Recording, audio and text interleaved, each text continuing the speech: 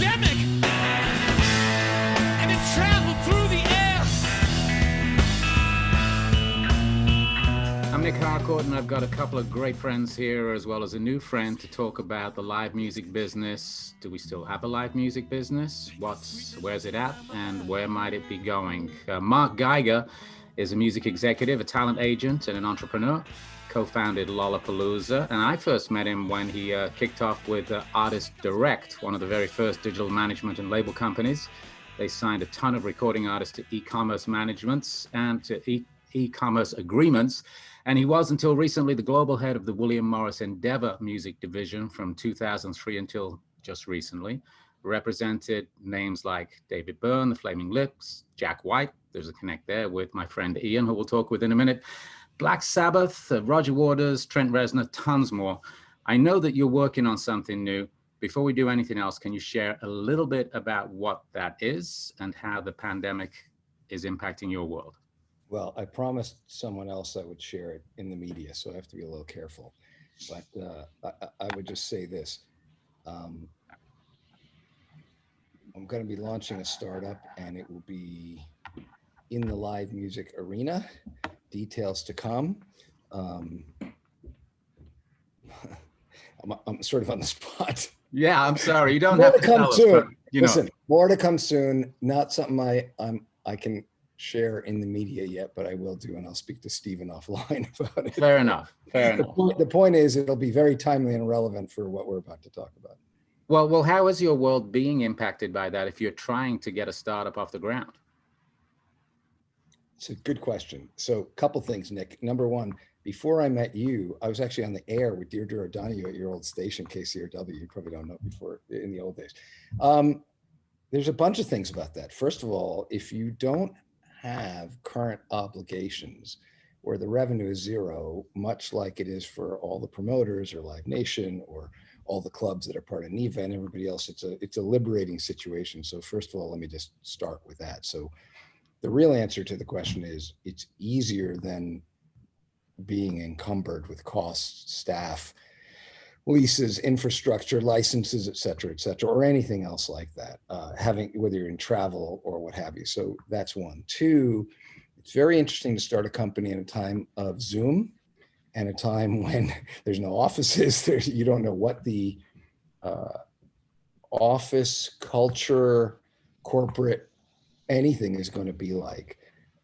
Business travel, all those things are still a question. We're early in COVID, so to speak, and I think those things are a challenge for business to come. Might be really good, might be less expensive, maybe virtual. I mean, we talk about it all the time internally on how if I wanted to go meet with Ian to sign an artist, if he had LCD and I needed to go meet with Ian in New York, if I didn't get on a plane and go meet, it would be considered an insult. That has changed. Okay, now we're all Zooming.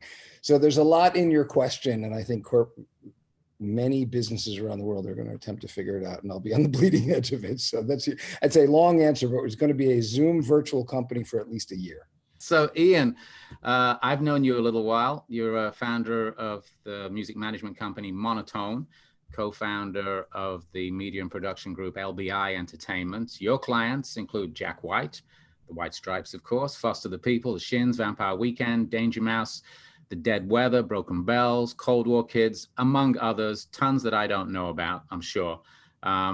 What did you have planned going into 2020? Mark might be able to tell me probably better than I can recall. Yeah, Foster was going to be touring. Vampire Weekend had a tour.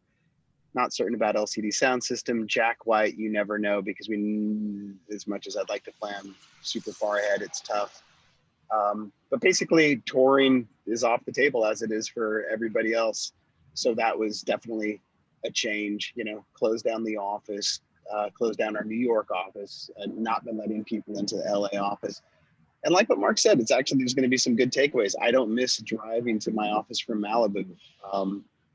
But outside of that, it's definitely been it's a tough year, as it is for everybody else. Particularly, a lot of the artists that I work with, I really try to pick artists that, outside of being, in my opinion, great and visionaries, and I really like great live bands. And so that's been that's been a real adjustment because they've all been off the road. So, and a lot of those artists are used to being on the road. And when they're not on the road, there's a lot of managing to do just because some idle better than others.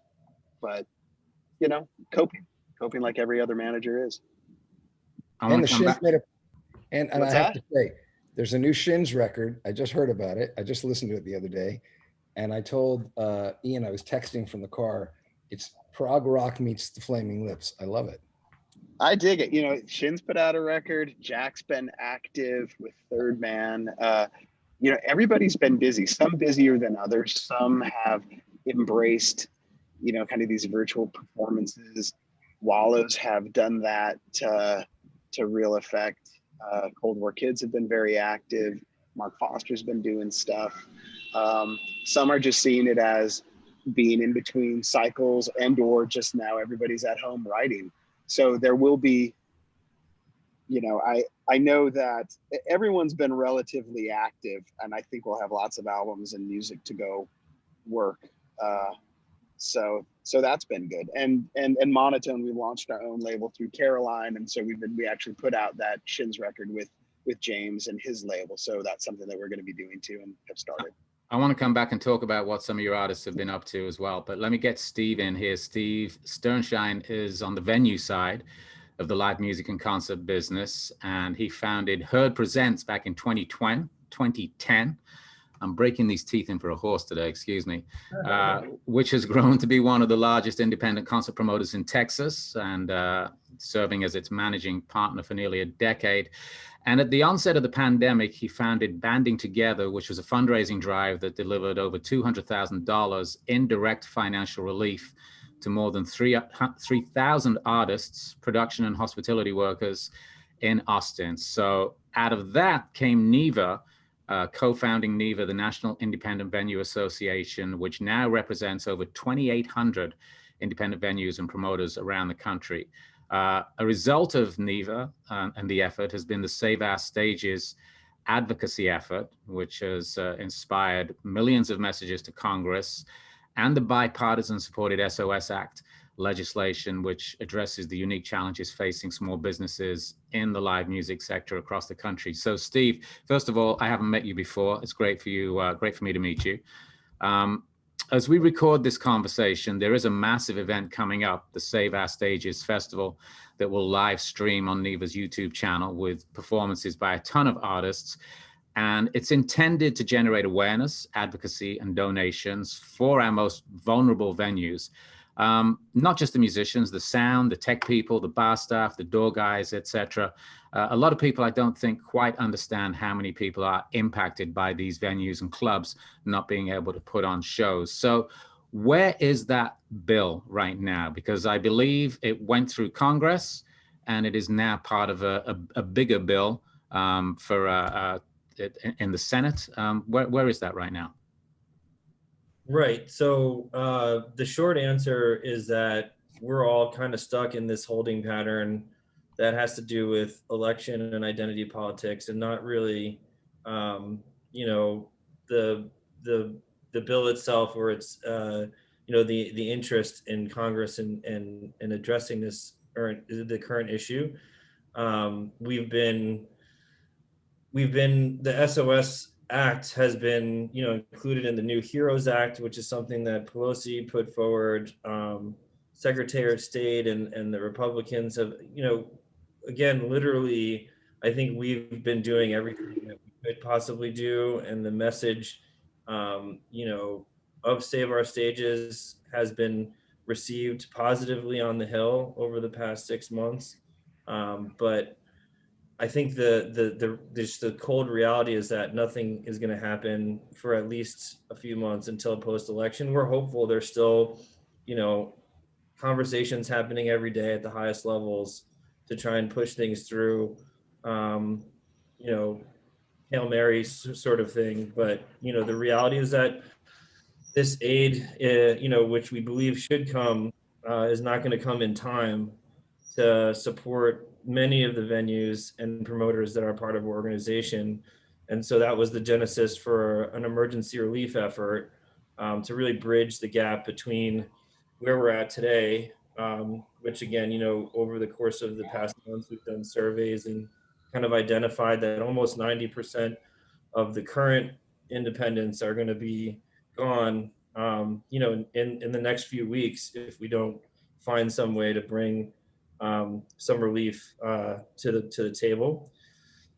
And I think that hopefully we don't have any real. I don't know what's going to happen directly from the festival, but I can say that the support that Google and YouTube are bringing to the table is going to provide a massive kind of springboard for the awareness, at least, both here in the United States and globally for this issue. And we hope that folks will rise to the occasion and help us to get through this difficult time. So obviously when you do something like a festival, a fundraiser, that creates awareness. And I think that Ian, with your artists, they're participating in these kind of fundraisers, right? Mm-hmm. Depending, but it's all artist by artist for sure. Right. So when you sort of start off as a musician, usually you start in these small clubs. If you're fortunate and you get a career, you can end up playing bigger rooms and festivals, obviously, for tens of thousands of people. Marc, I read something while I was preparing for our conversation today, where you were on a podcast, I believe, a couple of months ago, where you said that you didn't think a thriving live music scene will come back until 2022. Yep, I think the good news is now I don't look like as much of a schmuck when I said it back then. Fauci and most of the medical community, including the CEOs of the pharma companies from Moderna to Regeneron, are talking about vaccine approval starting sometime late next summer, or going for approval. So if you just sort of use the calendar and you think that our business, for whatever people need it to be, are still super spreader events. So they'll be sort of late in the cycle, which they're also starting to talk about now. I think common wisdom is it's sometime in 22, and it's uncertain as to what time. So what I was trying to tell people is the work, first of all, that NEVA, Save Our Stages, politically both, and fundraising is fantastic. And I have a lot of friends in the organization, and hats off, because all the work you're doing is fantastic and it's for a great cause. And hopefully there'll be a multitude of options out there. But I think the game is really lasting. If we're in the second or third inning of the time that the business is shut down, which was sort of my call and prediction, and we have to go into an advanced deep state of freeze, right, to try to just survive and get through to the other side, which is what this is about, because the revenue is not going to come back anytime soon. In another talk I gave, I talked about how there will be pent-up demand on the consumer side, on the artist side, and on the buyer side. So the rescheduling game that should start sometime in 21 for 22, and the amount of dollars that will come back into the industry, and the enthusiasm and the consumer and the pent-up demand, I think is going to be historic. So I think that's a good news. The question is just, how do you get through to the other side? So it's a rationing problem for everybody if the governments don't come through. It's either a rationing or it's a deal-making survival time for most people in the industry, not just the venues, but artists are having issues. Everybody is. So I think misery loves company, and I think those statements are definitely true. And everybody has to hold hands, talk a lot, and try and figure out methods of survival. And I do believe that private industries will help. I do believe that there will be financial opportunities out there, debt, equity, etc. And I think there will be a number of clubs and venues that will have not had the capacity to do those deals because they may have not operated as well as they could have in the past, which is a challenge. But I'm hopeful that once people stop thinking it's going to come back in February, March, or April, and then they'll make it through, they'll go into a more serious mode of figuring out solutions, which is what I think everybody has to do. The big companies are doing that, and I think the smaller players, it's harder because they have more personally invested, and so that's my gut on the current state. When you talk about the pent up feeling that both artists and audiences have, Ian, if I can come back to you, again, bearing in mind we're recording this in the middle of October, your artist Jack White pinch hit on Saturday Night Live this last weekend. And is it me, or did I witness somebody just ecstatic to be out and actually playing a show? I mean, he seemed to be channeling something extra special. Yeah, I mean, he's always great live, but yeah, I think we went in with nothing to promote. There's a greatest hits album coming, but really there was no pressure, and it was really liberating for everyone, particularly Jack. And it was just kind of unbridled live music. And the reaction so far has been incredible. And you could just see it with the crew at SNL. Everybody, people come out and watch during dress and watch during all the sound checks and rehearsals, but this felt very, very different. And it occurred to everybody like, wow, this is the first time anyone's really just seen anything properly live, at least these folks, for a really long time. It was, yeah, I think what you witnessed, that was part of the narrative without a doubt. So when you're talking to your artists about next year, are you talking to your artists about next year? Are you talking about festivals? When you see Bonnaroo being scheduled or rescheduled for September, is that something that you take seriously and want to book your artist on? We go through that. Yeah. I think those things will really happen? Unlikely. For managers, and same for agents that Marc could speak to as well, it takes as much time almost tearing things down as it does putting them up. So everybody's doing a bit of double duty, if not triple or quadruple. But I guess paying attention to, could there be a vaccine? Will people actually take a vaccine? You do want to lock into opportunities for next year, but being realistic, I agree with Marc. He's been pretty correct throughout that it's going to be probably 2022.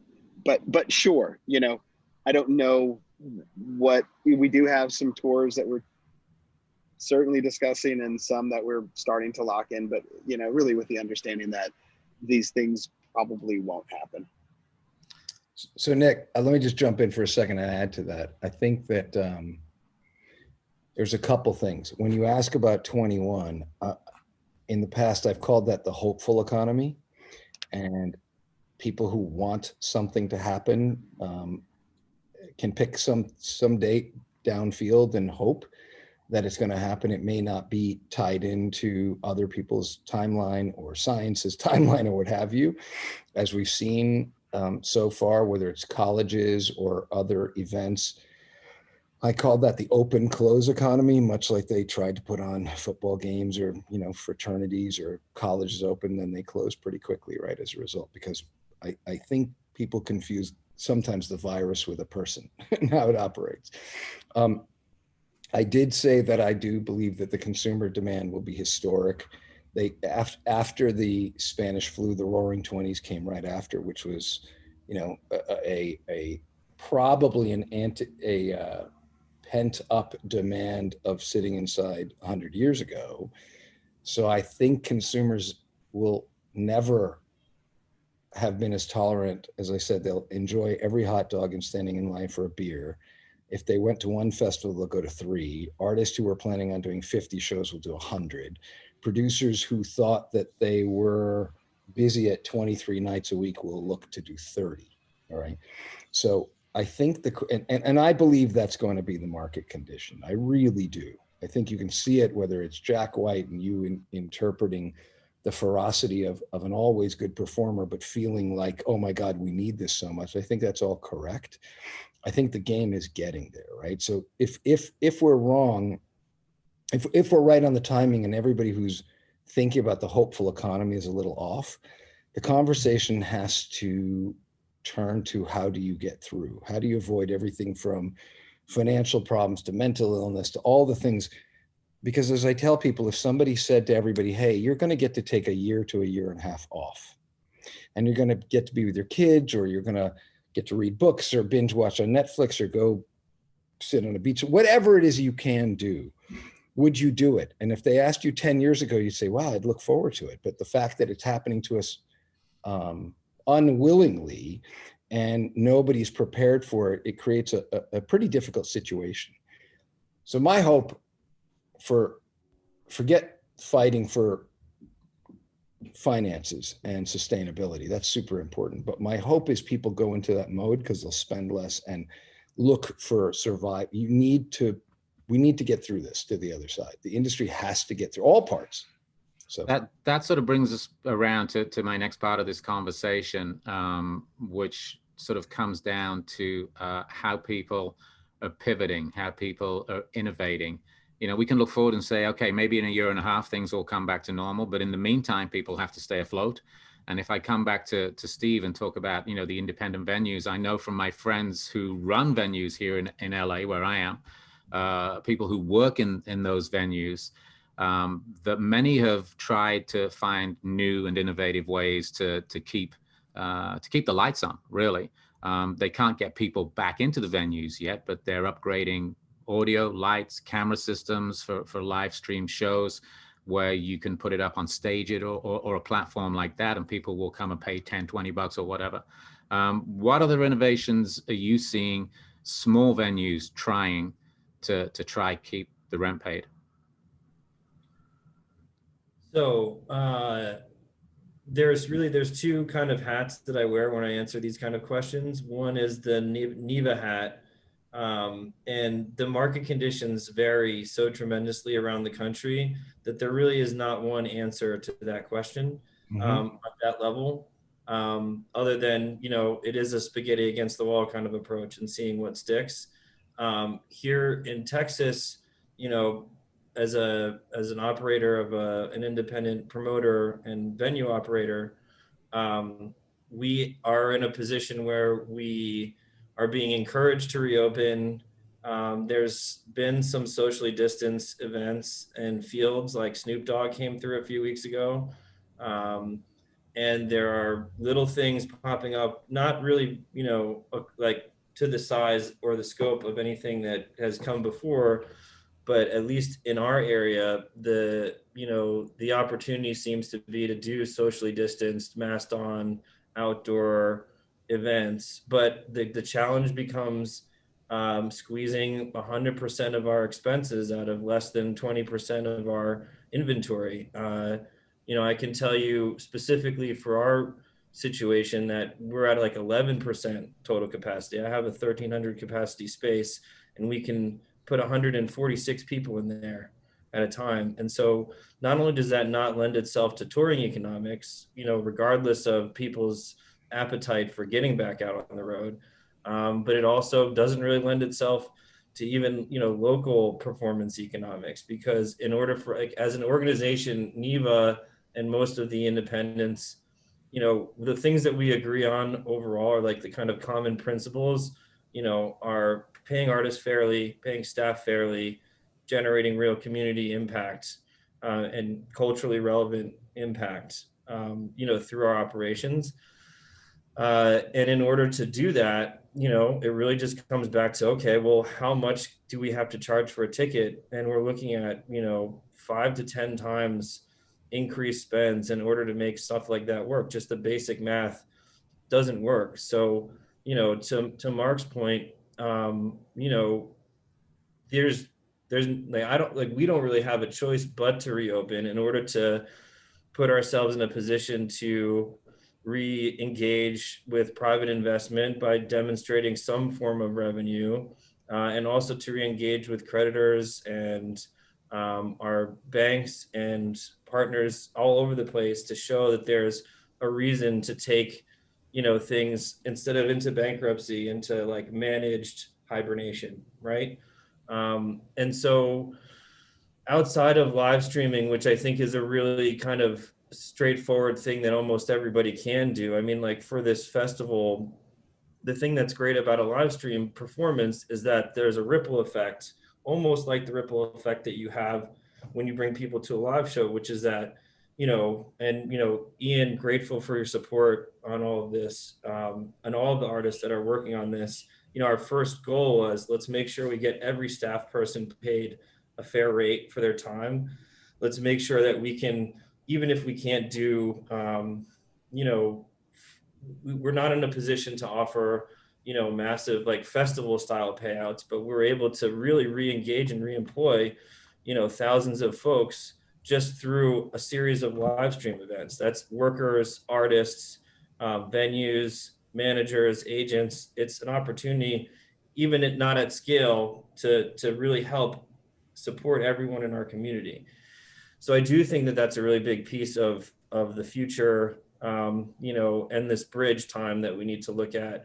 And I've seen other really innovative things like, virtual meet and greets and the kind of, personal moments that used to happen in a live space being recreated digitally. There are folks who are playing with AR and VR and creating, safe spaces for people to congregate online.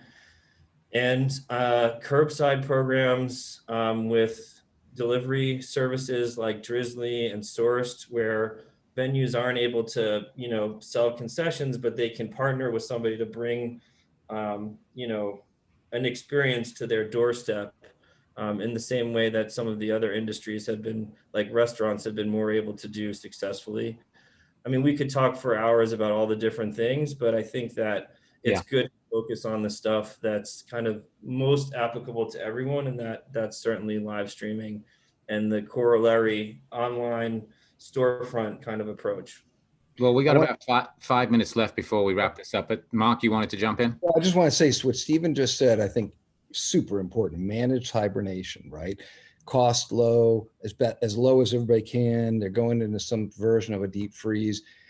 And look, the good news here is locally and nationally, there's a lot of outpouring and emotional connectivity to the music scene, right? Both to the clubs, the club owners, the artists, there's a lot, all right? There are methods of fundraising today, and Stephen went through a bunch of them, okay, including charity and donations and tip jars, as well as other things. People have got to get creative, just like artists have to get creative on that. I think that the carrying cost, once you're at a minimal point, as he said, managed hibernation, it's achievable to get those kind of finances for 18 to 24, whether it's 12 to 24 months, whatever it is. So I am pretty hopeful that there will be some programs out there that will get people through this. They just have to turn their attention to it. And that's what's great and important about what Stephen said, all right?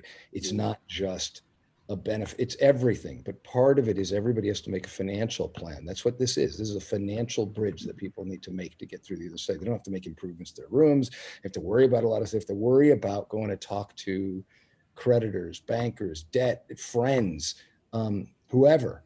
And I think get creative, and I think it'll work for a majority of these things that aren't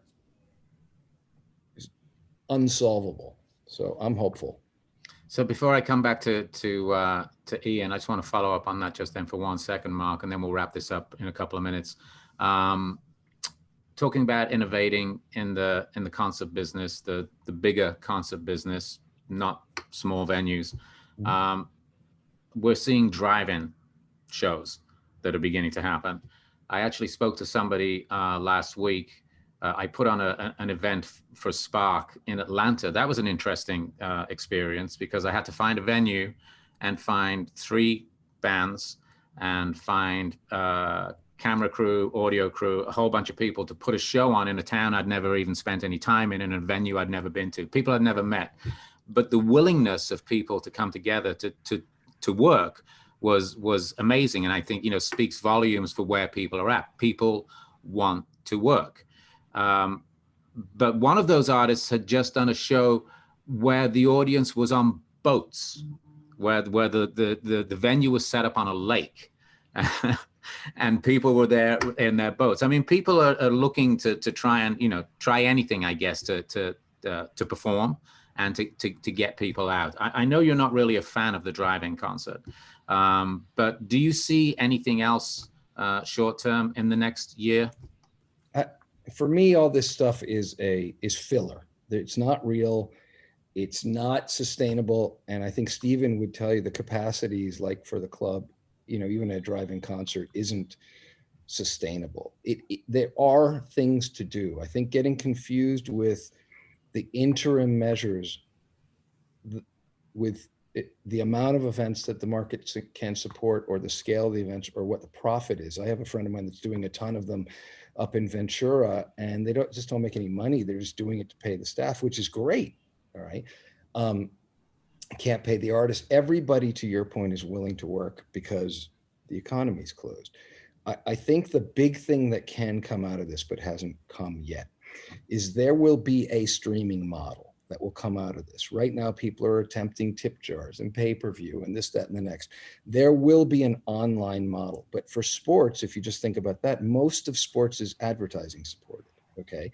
Whether it's live or not. The live gate is a different event. People are trying to charge for the at-home model. Sports doesn't do that. They only do it on the biggest events of pay-per-view, as an example, okay? So the music business, in my humble opinion, is not close. The more this lasts another year, maybe people will get smart and they'll figure out the streaming model that could make sense for consumers, okay? And how it's paid for, whether it's ad supported, whatever it ends up being.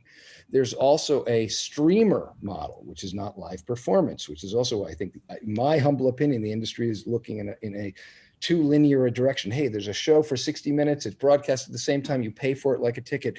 I don't think that goes in any other world, okay, where the online version is the same from the physical. All right, I think it's a huge mistake our industry is making, much like they made a mistake with files or protecting physical versus going to a library. It's a biggie. However, artists will be on camera. They will be streaming like a Twitch artist or other things like that. And there will be ways for them to make money. It's going to be a little tougher for the venue owners.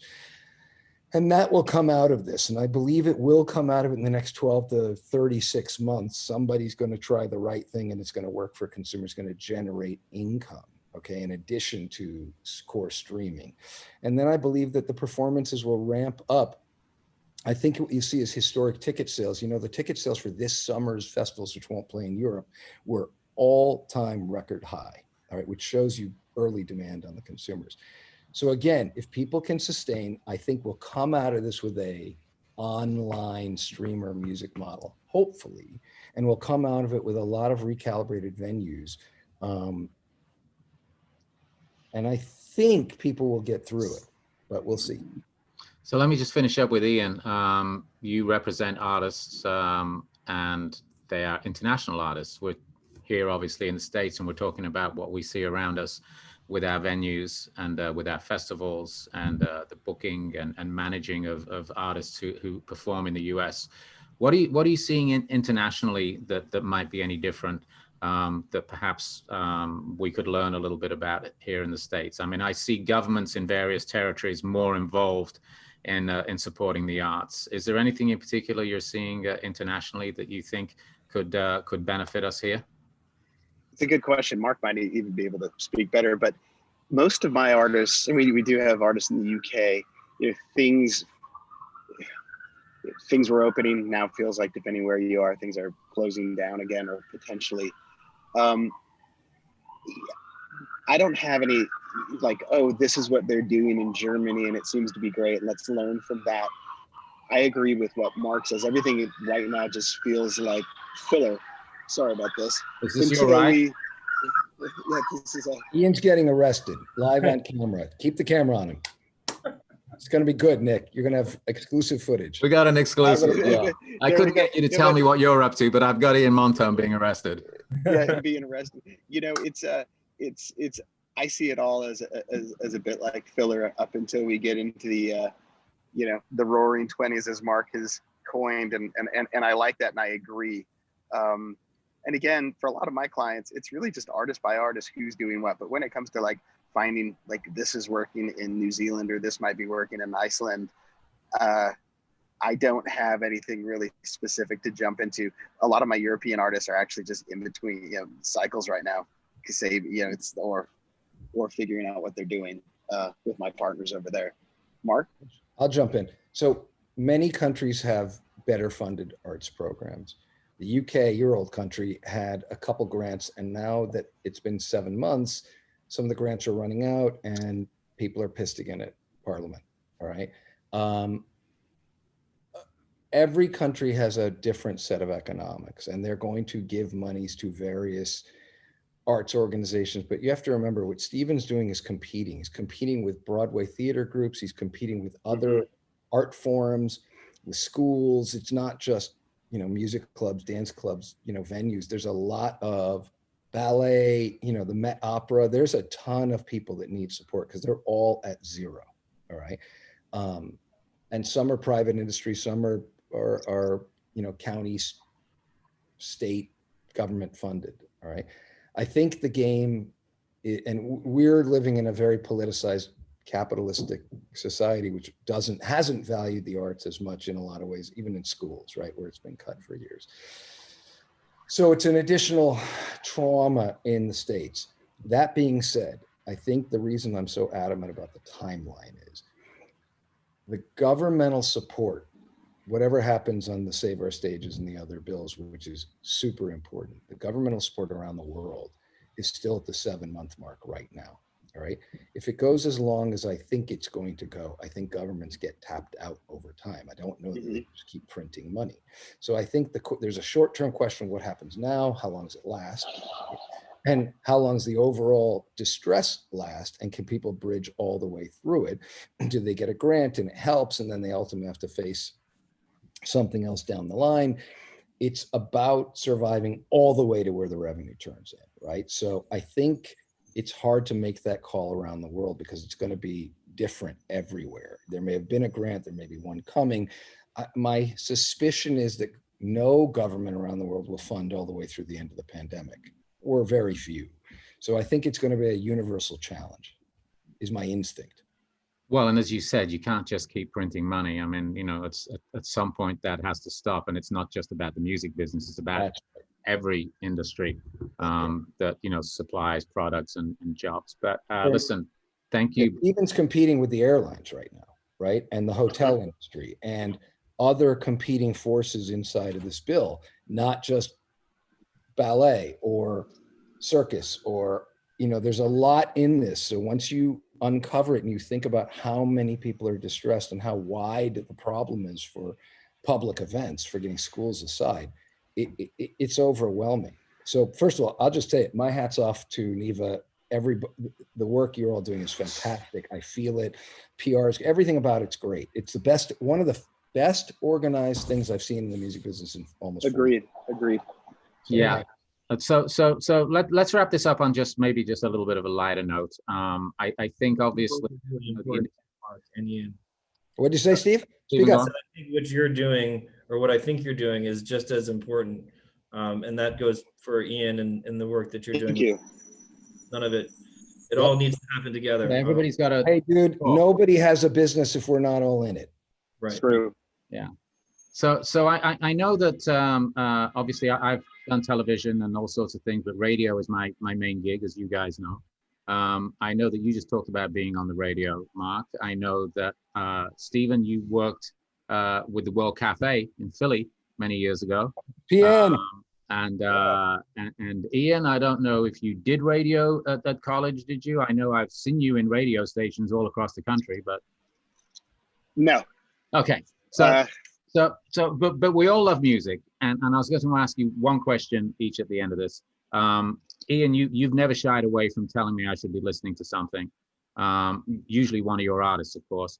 But is there a song in particular right now that has been helping get you through the last 6 months? And I'm going to ask all three of you the same question, whether it's something new or something that you have come back to from your past. So Ian first.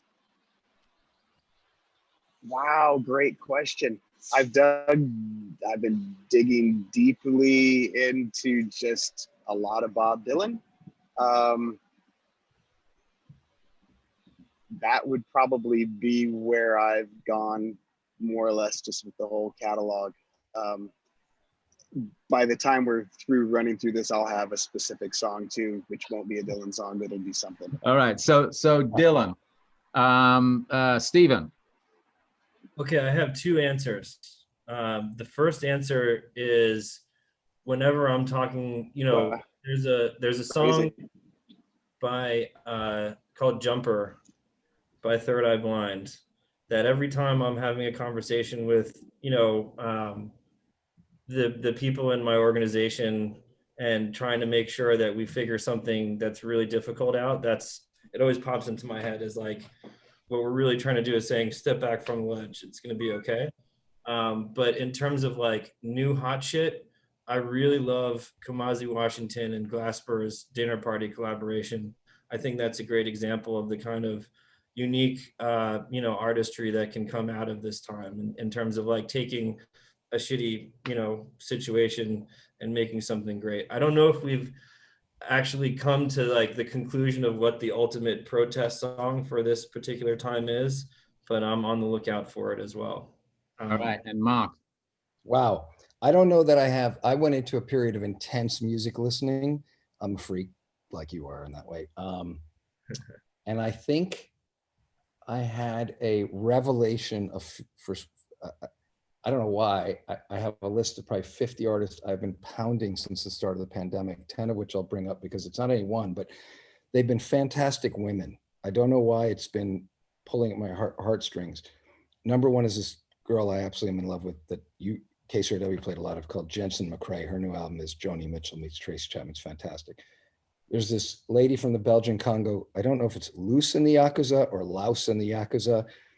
3 videos on YouTube are insane. It's Grace Jones meets Sade. It's some of the best shit ever.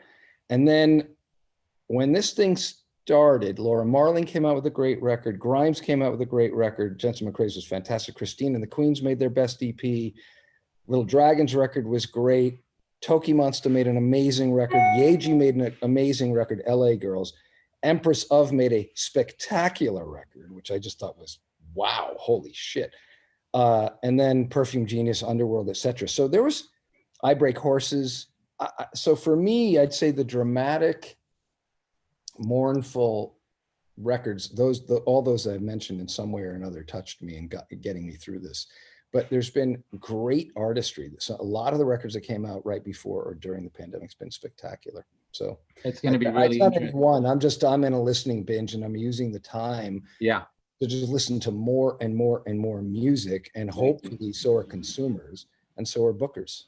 It is going to be interesting to see what comes out of this. Obviously, we're just beginning to see what people are making under these, in the new paradigm, so to speak. And obviously with what's going on around the world politically, I think 2021 is going to be extremely interesting to see what we're going to hear from perhaps artists we've never even heard of, as well as some people repivoting and sort of digging into their character a little bit. So Ian, did you figure out the song? I'd go Pete Yorn, Calm Down. All right. Wow. Going for the home team. All right. So home team. Thank you guys. Stephen, nice to meet you. Ian, always a pleasure. I love it when you talk to you later. I love you when you text me in the middle of a radio show and ask me to play something. That's funny. I love it when you play it. I got to tell you, your show is so fantastic. It's my go-to in the morning. Well, then I can get you to do stuff like this. So, Mark, I know you're a busy guy, man. Thank you so much.